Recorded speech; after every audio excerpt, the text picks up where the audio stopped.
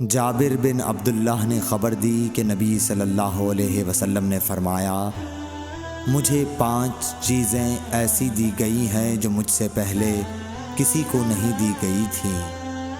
1 مہینے کی مسافت سے رعب کے ذریعے میری مدد کی گئی ہے، اور تمام زمین میرے لیے سجدہ گاہ اور پاکی کے لائق بنائی گئی۔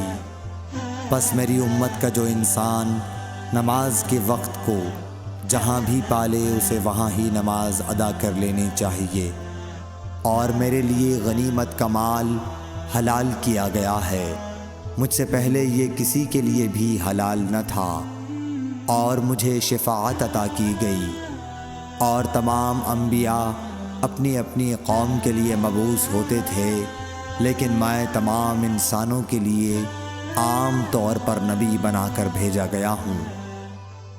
حشام بن عروہ نے اپنے والد سے روایت کیا، وہ حضرت عائشہ رضی اللہ تعالیٰ عنہ سے، کہ انہوں نے حضرت اسماء سے ہار مانگ کر پہن لیا تھا، وہ گم ہو گیا۔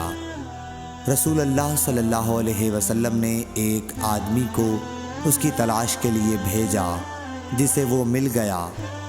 پھر نماز کا وقت آ پہنچا، اور لوگوں کے پاس جو ہار کی تلاش میں گئے تھے پانی نہیں تھا۔ لوگوں نے نماز پڑھ لی اور رسول اللہ صلی اللہ علیہ وسلم سے اس کے متعلق شکایت کی۔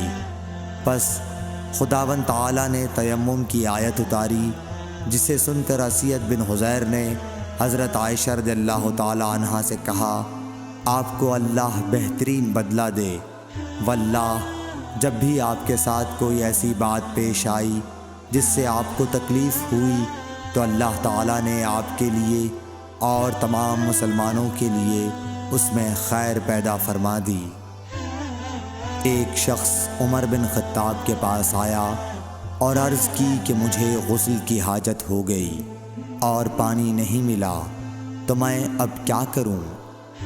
اس پر عمار بن یاسر رضی اللہ تعالیٰ عنہ نے حضرت عمر بن خطاب رضی اللہ تعالیٰ عنہ سے کہا، کیا آپ کو یاد نہیں جب میں اور آپ سفر میں تھے، ہم دونوں جنبی ہو گئے، آپ نے تو نماز نہیں پڑھی، لیکن میں نے زمین پر لوٹ پوٹ لیا اور نماز پڑھ لی۔ پھر میں نے نبی کریم صلی اللہ علیہ وسلم سے اس کا ذکر کیا تو آپ نے فرمایا کہ تجھے بس اتنا ہی کافی تھا، اور آپ نے اپنے دونوں ہاتھ زمین پر مارے، پھر انہیں پھونکا اور دونوں سے چہرے اور پونچھوں کا مسح کیا۔ ابو موسیٰ نے پوچھا کہ ابو عبد الرحمن، آپ کا کیا خیال ہے کہ اگر کسی کو غسل کی حاجت ہو اور پانی نہ ملے تو وہ کیا کرے؟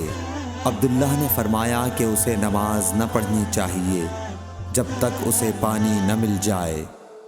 ابو موسیٰ نے کہا کہ پھر عمار کی اس روایت کا کیا ہوگا، جبکہ نبی کریم صلی اللہ علیہ وسلم نے ان سے کہا تھا کہ تمہیں صرف ہاتھ اور منہ کا تیمم کافی تھا۔ ابن مسعود نے فرمایا کہ تم عمر کو نہیں دیکھتے کہ وہ عمار کی اس بات پر مطمئن نہیں ہوئے تھے۔ پھر ابو موسیٰ نے کہا کہ اچھا، عمار کی بات کو چھوڑو، لیکن اس آیت کا کیا جواب دو گے جس میں جنابت میں تیمم کرنے کی واضح اجازت موجود ہے؟ عبداللہ بن مسعود اس کا کوئی جواب نہ دے سکے، صرف یہ کہا کہ اگر ہم اس کی بھی لوگوں کو اجازت دے دیں تو ان کا حال یہ ہو جائے گا کہ اگر کسی کو پانی ٹھنڈا معلوم ہوا تو اسے چھوڑ دیا کرے گا اور تیمم کر لیا کرے گا۔ اعمش کہتے ہیں کہ میں نے شفیق سے کہا کہ گویا عبداللہ نے اس وجہ سے یہ صورت ناپسند کی تھی، تو انہوں نے جواب دیا کہ ہاں۔ ابو موسیٰ نے عبداللہ بن مسعود سے کہا کہ اگر غسل کی حاجت ہو اور پانی نہ ملے تو کیا نماز نہ پڑھی جائے؟ عبداللہ نے فرمایا ہاں، اگر مجھے 1 مہینے تک بھی پانی نہ ملے گا تو میں نماز نہ پڑھوں گا۔ اگر اس میں لوگوں کو اجازت دے دی جائے تو سردی معلوم کر کے بھی لوگ تیمم سے نماز پڑھ لیں گے۔